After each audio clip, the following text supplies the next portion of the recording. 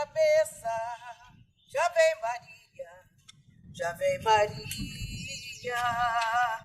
Essa água eu não esqueço porque sofri muito para poder ficar na linha. Uma cena emblemática que refletia a realidade de muitos moradores da região dos Lagos, no interior do Rio, conhecida internacionalmente.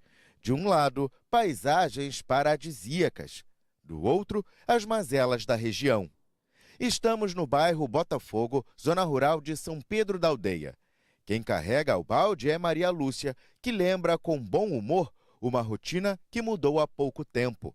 A localidade passou a contar com água potável há apenas um ano. Antes, os moradores recorriam a poços artesianos instalados no quintal de casa. Era assim, um balde para fazer comida, um balde para tomar banho, um balde para lavar roupa, ó. Entendeu? Mas esse poço aqui nos sustentou. O sofrimento que a gente passamos, agora estamos erguidos, porque tem a água. A realidade da dona de casa era também a de muitas famílias. Beber água direto da torneira era um risco à saúde. De jeito nenhum. Água do poço direto, beber e amém. Não tínhamos essas condições que nós temos, né, agora. Melhorou bastante. Foi a partir da implantação da rede de abastecimento em 2022 que o problema começou a ser sanado. Foram mais de 2.000 metros de tubulação para levar água potável na casa de pelo menos 30 famílias. A ampliação da rede faz parte do programa de melhoria contínua da concessionária. O objetivo é aumentar o saneamento básico em toda a região dos Lagos. Somente em 2022, mais de 70 quilômetros de rede de distribuição de água foram implantados nas cidades onde a empresa atua. A 50 quilômetros de São Pedro da Aldeia, o distrito de Novo Arraial passa por obras. A água encanada vai permitir o desenvolvimento da região e, principalmente, a redução de doenças. A água pode ser veículo de uma série de doenças infecciosas e parasitárias. Então, por exemplo, a gente tem algumas verminoses, como é o caso da ascaridíase, que é a conhecida lombriga, né, que é transmitida através de água contaminada. Algumas outras doenças, como, por exemplo, algumas causadas por protozoários, é o caso da amebíase, também é veiculada pela água.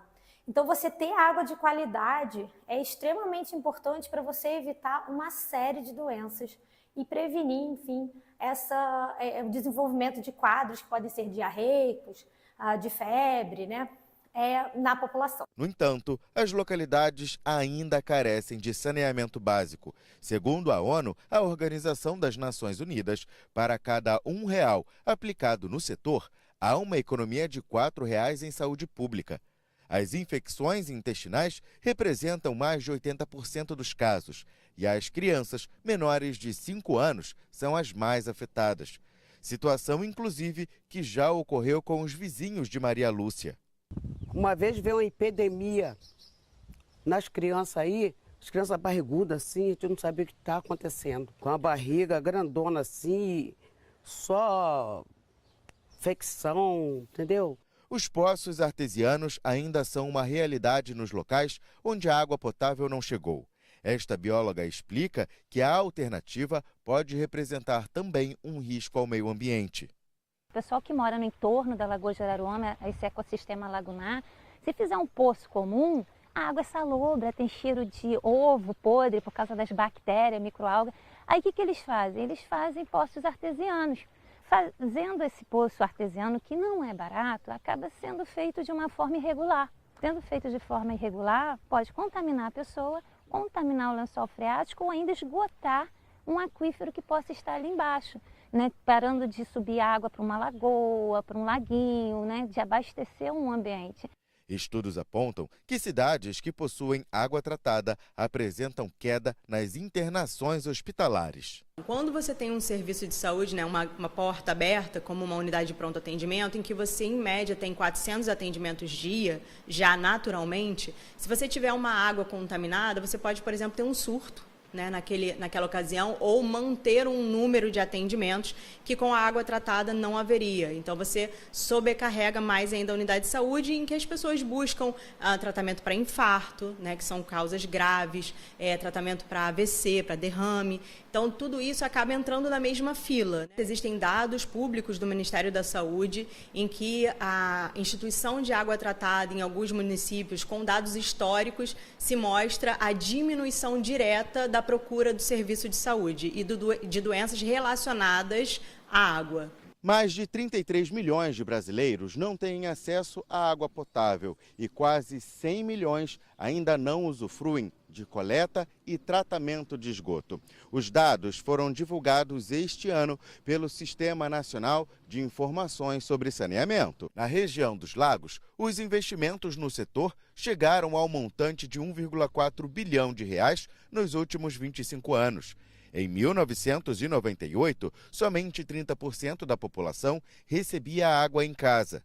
Hoje, o recurso é disponibilizado a 98% dos moradores. Os investimentos em saneamento básico visam melhorias tanto para a geração atual quanto para a futura. Essa mudança faz parte das exigências da ONU.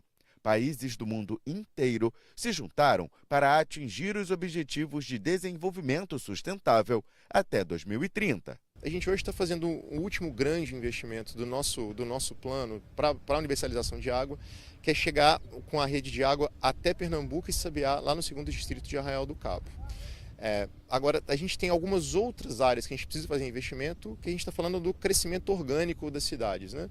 Então, eu dou um exemplo, por exemplo, do Parque Arruda, em São Pedro da Aldeia, que a gente precisa fazer ainda uma extensão de rede para chegar nessa população, que é uma região que, apesar de urbana, tem uma característica de rural ainda. A água, ela é um bem, talvez, escasso, graças a Deus nós temos um manancial muito bom, mas que nesse mundo de mudanças climáticas muito fortes, a gente tem que ter cada vez uma preocupação maior de proteção dos nossos recursos naturais. Cidades inteiras se desenvolveram às margens da Laguna de Araruama. E apesar da magnitude do recurso hídrico, que é 100 vezes maior que a Lagoa Rodrigo de Freitas, na capital, você deve estar se perguntando por que a água nunca foi consumida. É que a laguna é hipersalina. O teor de sal gira em torno de 50%, muito mais salgada que a água do mar. Tratar água salgada até é possível, mas é a metodologia mais cara que nós temos até hoje. É uma metodologia muito usada em lugares desérticos, como Israel. A Espanha tem muito tratamento de água que a gente chama de dessalinização. Agora, no futuro, talvez a gente consiga até fazer o tratamento de uma água nesse sentido, mas graças a Deus a gente ainda não precisa. À medida que a água potável chega a mais casas, a preservação ambiental e o uso consciente se tornam fundamentais. A água agora é um bem.